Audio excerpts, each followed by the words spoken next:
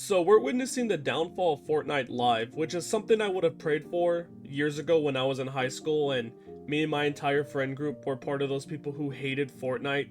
But now I've grown to like it mostly because I see it as a giant shitpost. And it's the only game where you can have Spider-Man, Cell, Leatherface, and Kenny from South Park on a team, along with a little SpongeBob that follows you around. But why am I bringing up Fortnite crumbling?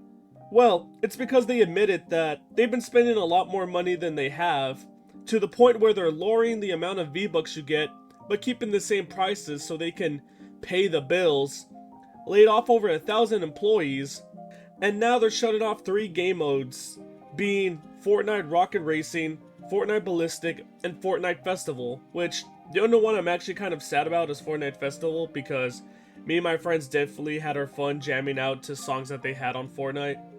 You know, I may not have any knowledge in how business works, but I do know if you're spending more money than you have, you probably shouldn't hire the highest paid actor of all time to be in Fortnite.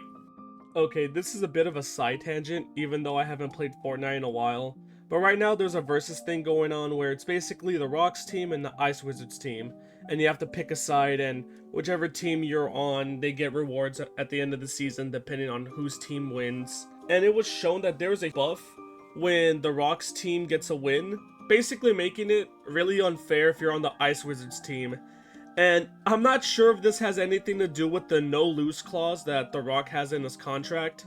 Which, don't get me wrong, I like The Rock for what he is. You know, I've enjoyed many movies that he's been in. But honestly, that's like the biggest little bitch move I've ever seen. Like, to me, the no-lose clause is basically the equivalent of, I always win because we're playing at my house, and it's my console, so I always win.